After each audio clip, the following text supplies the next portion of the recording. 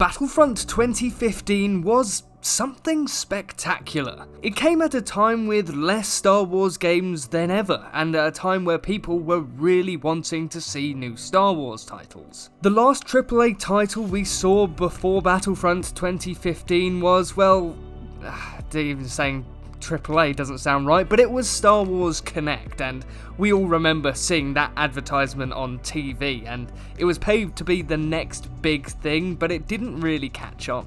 After that, we would see quite a plethora of mobile titles, mainly just the Angry Birds Star Wars games, or just expansions for the Old Republic. And it would be 3 years since Star Wars Connect before we saw a return to form for the Star Wars franchise, and that would be in 2015, Star Wars Galaxy of Heroes. No, that doesn't. No. It was Battlefront 2015. And I think that one thing that made Battlefront 2015 so loved by so many people was the hype surrounding the Star Wars franchise at the time. By this point, Disney had already bought the license to Star Wars, and so we were waiting to see what Star Wars titles Disney would bring to the table. Especially as they cancelled quite a lot of titles as soon as they acquired the license, like Star Wars 1313, and a plethora of other games. And of course, in 2015, the trailer for Star Wars The Force Awakens dropped, so everyone was in that Star Wars mood that they hadn't been in for a very, very long time. And then EA dropped that trailer. Yeah, that trailer that drove everyone on the internet insane in anticipation to play Battlefront 2015. You know the trailer I'm on about. And oh my, as soon as Battlefront 2015 dropped, everyone fell in love with it. And this was at a time pre-loot box, so everything you earned was in-game, which was absolutely amazing and something that I feel like we took for granted at the time. So loot boxes were just replaced with the Jabba the Hutt contracts, and so you could earn weapons and cards and different abilities through doing those in-game contracts.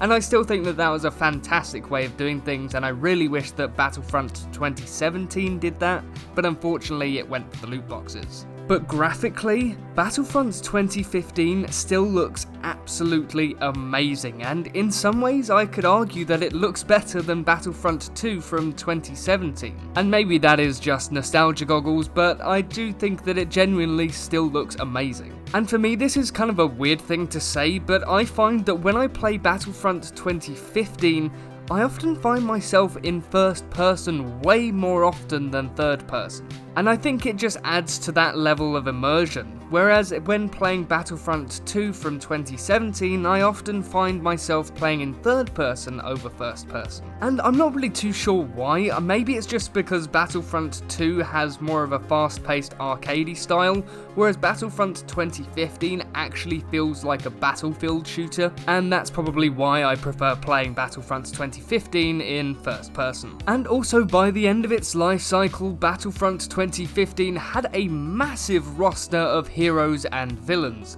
although I am still very upset that they only had Luke and Vader as lightsaber heroes and the rest were just shooter heroes. And I'm not really that bothered about the fact that only Luke and Vader had lightsabers because, I mean, in the original trilogy, which the game is set in, the only other person we see use a saber is Obi-Wan, and unfortunately there was no other villain in the original trilogy that used a lightsaber apart from Vader, so there would be no other way to counteract the fact that the light side has 2 lightsaber heroes, whereas villains only have 1. But unfortunately, all other heroes and villains were locked behind DLC, and so you couldn't just wait for them to release, I don't know, a month later to be free. No, unfortunately, you had to either buy the season pass or buy that respective DLC. And I know that kind of sounds like a bit of a scam, but at the time, Call of Duty was still doing the same thing with all of their multiplayer packs and zombies, and that was just kind of the model at the time, and so you just kind of have to take it as what it is. But generally the DLC was quite well received, especially the Scarif DLC which released for Rogue One, as Director Krennic was one of the best characters that I loved to use. But in general, all of the DLCs were absolutely fantastic, especially Cloud City. Cloud City did look amazing, and I do prefer the 2015's Cloud City to Battlefront 2 2017's Cloud City. That is such a mouthful.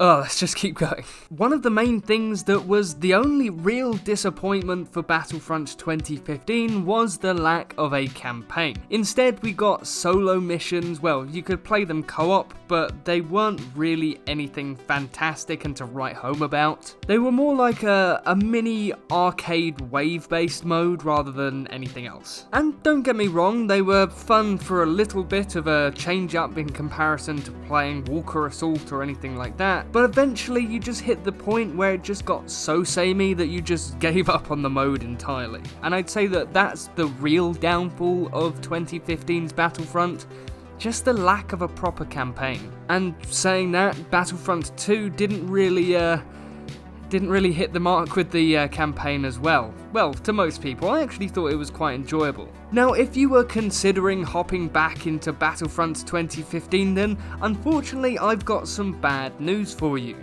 The player base is shockingly low at this point, and I'm playing on the PlayStation version of Battlefront 2015, so I can't say anything for PC or Xbox, but I'm presuming that most people are playing the much more polished and diverse in its timeline, so prequels, originals and sequels, with Battlefront 2 from 2017. I'd say a lot more people are playing that than they are playing the Battlefront 2015 version. I spent a very, very long time waiting in lobbies just to play a single online lobby.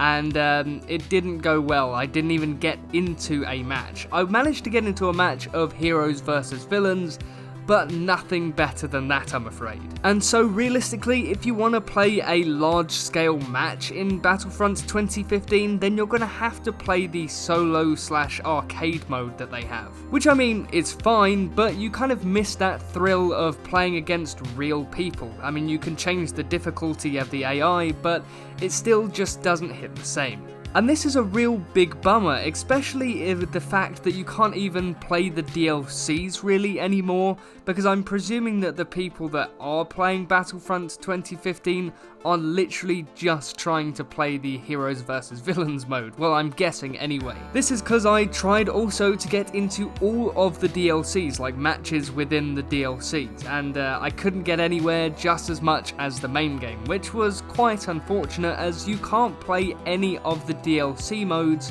in solo.